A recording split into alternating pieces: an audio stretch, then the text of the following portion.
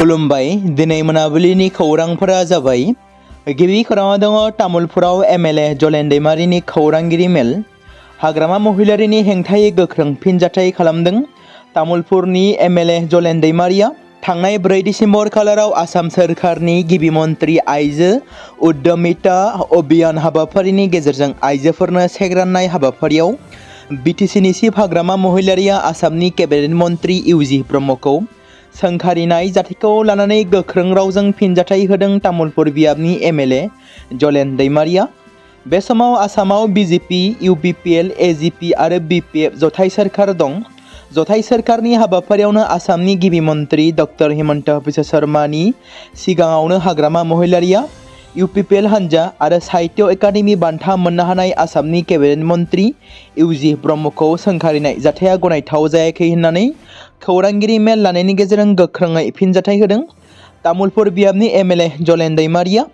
BTC हायुङारि गौथुमनि मावखुलिखौ गाग्लोबनाय जाथायाव इउपिपिएल हान्जाया जेबो रोखोमनि लोब्बा गैया। इउपिपिएल हान्जाया मोन 26 हारि माहारिखौ लानानै गोजोन बिटिआर दाफुंनायनि थाखाय खामानि मावबोदों आरो उननि समावबो मावलांबाय थागोन होनना बुंथियो एमएलए जलेन दैमारिया। हाग्रामा महिलारिया बुंदोंमोन उइ वान हाग्रामा होननानै आंखौ मानि थाखाय नागिरदों? एबसुआरि इउपिपिएलआ आंखौ सावरायनो थाखाय नागिरदोंना आंखौ बुथारनो एबा बुनो थाखाय नागिरदों? बेनि सायावबो माखासे बाथ्राखौ बुंथियो एमएलए जलेन दैमारिया।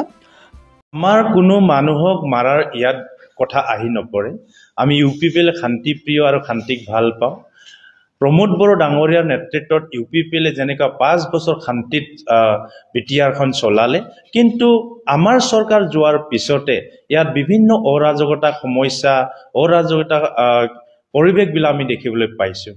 আজি তাৰিখত আমি দেখিছোঁ চৰকাৰ সলনি হোৱাৰ লগে লগে আজি গাঁৱে ভূঞে আপোনালোকে চাওক আজি জুৱা খেলা আৰম্ভ হৈছে, বিভিন্ন ইয়াত অসামাজিক কাম আৰম্ভ কৰিছে। মানুহে এতিয়া কি কৰিছে যে বিপিএফ চৰকাৰ আহিল আৰু আহাৰ মানে এতিয়া জুৱাৰ আড্ডা আমাৰ হৈ গ'ল। গতিকে হাগ্ৰামা মহিলাৰী ডাঙৰীয়া সিদিনা যিটো কথা ইয়াত দাঙি ধৰিলে এইটো ভিত্তিহীন কথা। হাগ্ৰামা কোনো মাৰিব খোজা নাই, ইয়াত ইউপিপিএল কোনো জড়িত নহয়। তেখেতে কেনেকা ব্লু প্ৰিণ্ট কৰে, হয়তো তেখেতে কালি নিজৰ ওপৰত আক্ৰমণ কৰি আৰু এইটো ইউপিপিএলৰ তাত দোষ জাপি দিব পাৰে, ডাঙৰ কথা নহয়। उदालगुरि जिल्लानि रौथायाव हाग्रामा महिलारि बिथाङा स्पर्ट्स एकाडेमि लुफुंनो थाखाय अन्थाइ खाम्फा गायसनदों। हाबाफारियाव बाहागो लादों आसामनि केबिनेट मन्त्रि जयन्त मल्ल बरुवा, आसामनि मन्त्रि चरण बर', बिटिसिनि गुबुन गुबुन बिफाननि इएमफोराबो बाहागो लादोंमोन। आं प्रमोद बर' नङा, हाग्रामा महिलारिसो, मावनो होनब्लानो मावगोन, बे बाथ्राखौ बुंदों बिटिसिनि चिफ हाग्रामा महिलारिया। आरोबाव बिथाङा बुंबावदों दि थांनाय 5 बोसोरावनो प्रमोद बर'आ रौथायाव स्पर्ट्स एकाडेमि लुफुंनांगौमोन, नाथाय प्रमोद बर'आ फैसाखौ गावनिसो सानना सोरखारा जोबगुलायफैदों। आसामनि केबिनेट मन्त्रि जयन्त मल्ल बरुवा, चरण बर' आरो बिटिसिनि चिफ हाग्रामा महिलारिया रौथायाव 171 कौटि रांजों लुफुंनो गोनां स्पर्ट्स एकाडेमिखौ दिनै अन्थाइ खुन्थियाखौ गायसनो। मिरु सोरखारा इन्डिग' एयारलाइन्सनि फ्लाइट सिबिथायखौ हेंथा होनायनि सायाव नायबिजिरनायखौ फोसावदों। नायबिजिरनायनि थाखाय 4 सोद्रोमानि मोनसे कमिटि दानाय जादों। कमिटिखौ जेंना सोमजिनायनि जाहोन आरो नेवसिनायनि उनाव 15 साननि गेजेराव रिपर्ट गथायनो बिथोन होनाय जादों। कमिटिया पाइलटजों लोगोसे एयारलाइननि मावफारियाफोर आरो बिबानगिरिफोरखौ जेबो सांग्रांथि गैयैनि थाखाय नायबिजिरनाय जागोन। गुबुन फारसेथिं नोगोरारि बिरखं बिफाननि मन्त्रि राम मोहन नायडुआ बुंदों दि इन्डिग'नि बिरखंनि सिबिथाया दिनै एसे साबसिन जागोन होननानै साननाय जादों। मिरु मन्त्रिया बुंनाय बादिब्ला सोरखारनि गुबै थांखिया जाबाय बिरखं गाथोनाव उसुबिदा गोनां थासारिफोरखौ सामलायनाय आरो बे बेलायाव गासै स्टेकहल्डारफोरजों सांग्राङै रायज्लायनाय।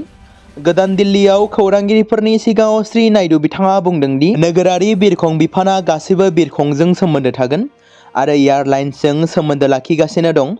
गथ'साफोर, बिमाफोर, बैसोगोरा नोगोरारिफोर आरो बेंगुरा सुबुंफोरखौ गोनांथि होनो थाखाय खावलायगासिनो दं। बे समाव दुलाराय बर' फरायसा आफाद थामहिनबा एबसुनि आफादगिरि दिपेन बर' बिथाङा माखासे गोख्रों बाथ्रा बुंथिदों। गावनि फेसबुक एकाउन्टनि गेजेरजों पस्टनि गेजेरजों बिथाङा लिरनानै फोसावदों। बिथाङा बुंदों popular political slogan of BTC tiger is back, make Bodoland great again. Where is the toothless tiger hiding instead of protecting our identity at the crisis of our community. राजखान्थिनि सार्थआव बर' हारिखौ बावगारलांनाय माने आहम सेनापति बदन चन्द्र बरफुकन मानफोरखौ लिंना लाबोनानै गावनि हारिखौ फोजोबस्रांनाय बायदि एखे। दिनैनि मुलुगसोलोंसालि आरो कलेजाव फरायनाय फरायसा फरायसुलिफ्रा एबसुनि सोमावसारनाय, बिएलटि सोमावसारनाय आरो एनडिबिनि सोमावसारनायखौ थोंजोङै नुवाखै। दिनै बिसोरो गोदान जावरिखांनायजों गावसोरनि इयुन आरो रैखाथिखौ लाना सांग्रां। जों बयबो मददसो खालामनांगौ, नाथाय बेबायदि थासारियाव दै दाहारनि उल्था सोरबा थाबोयोब्ला बुखारजानोबो हागौ। राजखान्थिनि सार्थआव जायफोर बिमा बिफाया सिरियै दङ, हेंथा खालामदों, बिसोरो हर गेजेराव सिरि मोनोब्ला गावनि गथ'नि इयुनखौ सान माबायदि जाहैगोन बिसोरनि इयुना। सोमावसारनाया दानो जोबाखै। जै बर' हारिनि बुहुमनि बर'फोर खौसे जा, जेराव दिपेन बर' बिथाङा बेबादि पस्ट खालामदों। मोनसे दुखुनांथाव लामा जाब्रबथाया गगामुग सोहोराव दुखुनि दोहौ लानानै फैदों। शुक्रबारनि हर गेजेराव गगामुग पुलिस थानानि सिङाव थानाय नाहरबारि लामायाव मोनसे गिख्रंथाव लामा जाब्रबथाय जायो, जायनि जाहोनाव जाथायथिलियाव सासे लाइमोननि जिउ खहा जायो आरो गुबुन सासे लाइमोना गोब्राबै जोखोम जायो।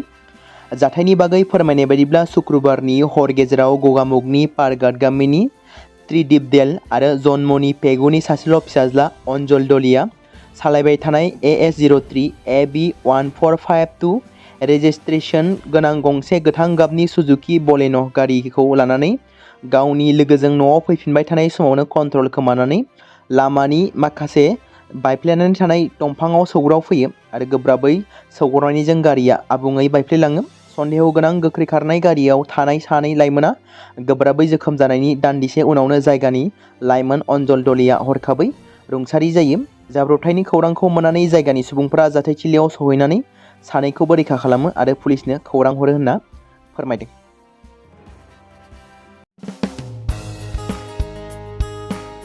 बे समाव मोनसे गोनां फोसावथाय बर' सावथुन नायनानै मोजां मोनग्रा गासै बर' रायजो राजाफोरनि गेजेराव लानानै फैदों। मोनसे बर'नि OTT प्लेटफर्म गोनां, जाय प्लेटफर्मनि गेजेरजों नोंथांमोना बर'नि गोदान गोजाम सावथुनफोरखौ नुनो मोनगोन। थांनाय माखासे बोसोर सिगां बर'नि गेजेराव लानानै फैनाय निउबो एप बायदिनो फिन आरोबाव लानानै फैदों बर' रायजो राजाफोरनि थाखाय। बे बाथ्राखौ मख'नाया गोनांदि 2025 मायथाइनि जानुवारि दानाव ओंखारनाय आंगो स्ट्रिम मुंनि मोनसे OTT प्लेटफर्म गोनां निउबो एपनि गेजेरजों नोंथांमोना गोबांथार बर'नि सावथुनफोर जेरै ट्रेजेडि, रमान्टिक, एक्शन आरो कमेडिजों बुंफबनाय सावथुनफोरखौ नुनो मोनगोन। जेरै सनानि नखर, थांखि गैयै समाज, अनसुला आफा, हिर', बिमा बायदि बाजै, अर, थैसाम, वान्टेड, संदान आरो रं नाम्बार बायदि सावथुनफोरा मख'जाथाव। बेफोर सावथुनफोरखौ नायनो थाखाय नोंथांमोना गिबियावनो आंगो स्ट्रिम एपखौ गाव गावनि मबाइलाव थानाय प्ले स्ट'रनिफ्राय डाउनल'ड खालामनानै लोगोसे इनस्टल खालामनानै गावनि मबाइल नाम्बारजों लगइन खालामनानै लाग्रोनांगोन। बेनि उनाव नोंथांमोना गोबांथार नुनो मोनै सावथुनफोरखौ गुगोल पे, फन पे आरो पेटिएमजों रं नाम्बार सावथुनखौ नायनो थाखाय 60 रां आरो संदान सावथुनखौ नायनो थाखाय 80 रां, वान्टेड सावथुनखौ नायनो थाखाय 60 रां, थैसाम सावथुनखौ नायनो थाखाय 60 रां बेबायदिनो गोबांथार नुनो मोनै सावथुनफोरखौ नायनो थाखाय सुबिदा खालामनानै होदों आंगो स्ट्रिम प्लेटफर्मा। फिन नोंथांमोननि गेजेराव फोरमायबावनो लादों बर' सावथुन नायनानै मोजां मोनग्रा गासै बर' रायजो राजाफोरनि गेजेराव लानानै फैदों मोनसे बर'नि OTT प्लेटफर्म गोनां, जाय प्लेटफर्मनि गेजेरजों नोंथांमोना बर'नि नुनो मोनै सावथुनफोर जेराव गोदान गोजाम सावथुनफोरखौ नुनो मोनगोन। बे बाथ्राखौ मख'नाया गोनांदि 2025 मायथाइनि जानुवारि दानाव दिहुनजानाय आंगो स्ट्रिम मुंनि मोनसे OTT प्लेटफर्म गोनां एपनि गेजेरजों नोंथांमोना गोबांथार बर'नि ट्रेजेडि, रमान्टिक, एक्शन आरो कमेडिजों बुंफबनाय सावथुनफोरखौ नुनो मोनगोन। जेरै रं नाम्बार, संदान, वान्टेड, थैसाम, अर, बिमा बायदि बाजै, हिर', अनसुला आफा, थांखि गैयै समाज, सनानि नखर बायदि बायदि सावथुनफ्रा मख'जाथाव। बेफोर सावथुनफोरखौ नायनो थाखाय नोंथांमोना गिबियावनो आंगो स्ट्रिम एपखौ गाव गावनि मबाइलाव थाखानाय प्ले स्ट'रनिफ्राय इनस्टल खालामनानै गावनि मबाइल नाम्बारजों लगइन खालामखांनायनि उनाव नोंथांमोना गोबांथार नुनो मोनै सावथुनफोरखौ गुगोल पे, फन पे आरो पेटिएमजों रं नाम्बार सावथुनखौ नायनो थाखाय 60 रां, संदान सावथुनखौ नायनो थाखाय 80 रां, वान्टेड सावथुनखौ नायनो थाखाय 60 रां, थैसाम सावथुनखौ नायनो थाखाय 60 रां बेफोरबायदिनो अर सावथुनखौ नायनो थाखाय 60 रां पे खालामनांगोन। बेबायदिनो गोबांथार नुनो मोनै बर' सावथुनफोरखौ नायनो थाखाय सुबिदा खालामनानै होदों आंगो स्ट्रिम प्लेटफर्मा।